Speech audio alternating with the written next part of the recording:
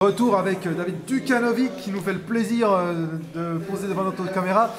David, tu peux revenir avec nous sur ce bel événement auquel on a le droit? Ce soir on a eu 13 combats où il y a eu vraiment un super niveau, super ambiance, des combats vraiment acharnés où il y a eu 3 ceintures en jeu. Et un public où on était salle comble, donc un guichet fermé où vraiment les gens ont répondu présent et les combattants aussi. Donc je suis vraiment très content, c'est parce que c'est la première fois qu'on fait que 13 combats et on a plus l'habitude de faire bonne vingtaine de combats, et là on avait prévu une quinzaine de combats, en faisant un peu moins de combats, la qualité est encore plus grande.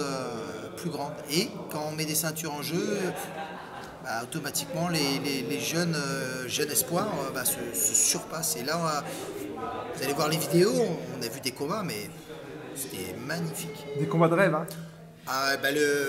Oui, comme tu as pu le constater, hein, c'était vraiment... Le duel Sauvalashny était vraiment quand même un duel somptueux, d'une des plus grandes organisations. Ah oui, c'était niveau classe A, mais largement. Et je pense qu'on va bientôt retrouver certaines personnes qui méritent de combattre ailleurs, dans de plus grosses organisations. Et je suis assez confiant parce que, vu les contacts que nous avons, on va les revoir le premier trimestre très prochainement. En tout cas, c'est vraiment une bien belle organisation. Tu t'investis aux côtés de Thierry Poulain. Tout à fait. Ouais. Donc la collaboration va se poursuivre. Alors pour l'année 2015, évidemment, on va poursuivre les OFC. Donc il y aura 2 OFC classe B et un grand OFC. Avec la venue de certaines personnes, j'attends d'avoir les concrétisations. Il ne faut pas oublier que moi, l'objectif premier avec Thierry Poulain, c'est de faire, on va dire, au moins 5 OFC par an. Et que ça sert de tremplin pour les combattants français pour après accéder dans de plus grosses organisations. N'oublions pas que le pancrace, le kempo, les autres sports, ce n'est pas du MMA. Et malheureusement, quand on arrive au Cage Warrior, au BAMMA, au M1, ou Pro UFC, ce que vous voulez, comme autre organisation, on a vraiment une grosse lacune là-dessus. Donc le travail en cage, c'est particulier, et les frappes au sol, ça change tout. Donc c'est d'ailleurs, pour te donner une idée, j'ai eu plus de 160 demandes pour participer à l'OFC.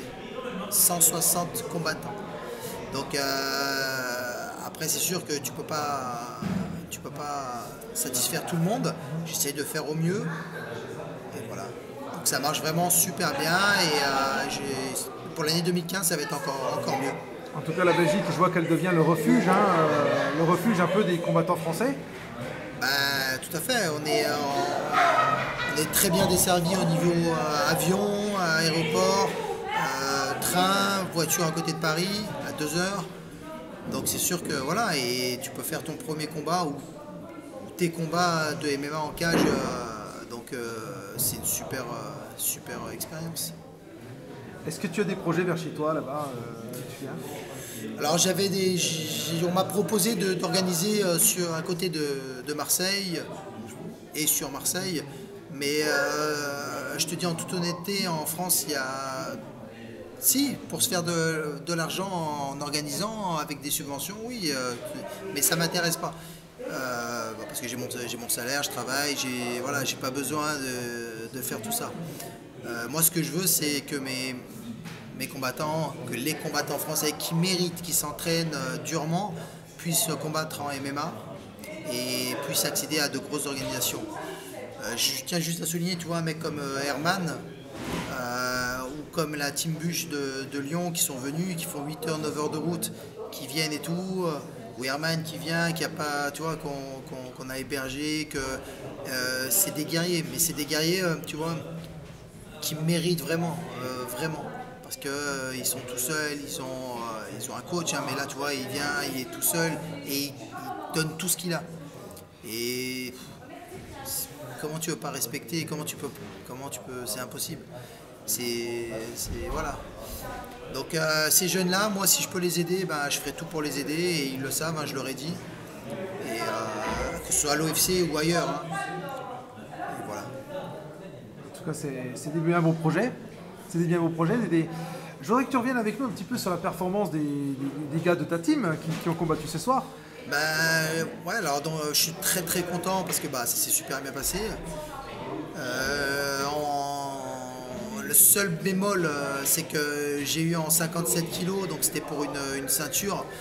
Ben, j'ai eu le combattant qui devait venir ne s'est pas présenté, donc a abandonné, tout simplement abandonné. Donc sur Sherdog, ce sera abandon. Parce que même pas me prévenir pour me dire que tu vois qu'il n'allait pas combattre et tout, je trouve ça inadmissible. Sachant que le jeune qui était en face est un de chez moi qui s'est entraîné pendant 2 mois vraiment matin et soir, enfin vraiment un sacrifice phénoménal. Voilà, je suis un peu déçu par rapport à ça. C'est le seul bémol, sachant qu'en 57, alors pourquoi en 57 une première sortie en 57 kg, parce que le Cage Warrior, le Bama nous demande énormément de 57 et on n'en a pas. Donc il y a quelque chose à faire là-dessus. Comme avec les filles par exemple, pour l'année 2015, je voudrais avoir des filles qui viennent combattre à l'OFC. Avis à celles qui veulent faire du MMA. Voilà. Pour le 70, Mehdi, donc, qui est Méziri, j'avais décidé de le faire combattre en 70, de faire un bon régime et après de faire le travail qu'il y avait à faire. C'est un très bon athlète qui a vraiment un bon avenir et qui est jeune. Après, c'est sûr qu'au niveau gestion, c'est assez difficile, mais il a fait d'énormes progrès.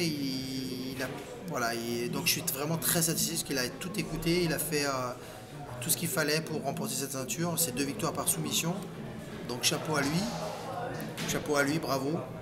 Et en moins de 77, Fabrice Datto qui revient, qui est quand même à 4 victoires, 1 défaite, et qui revient au bout de 2 ans, et qui est vraiment un espoir, et que vous allez en entendre parler je pense, et qui a combattu donc en 77, qui gagne contre un adversaire vraiment talentueux.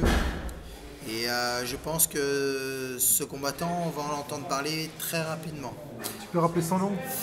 C'est Campizzi, j'arrive pas.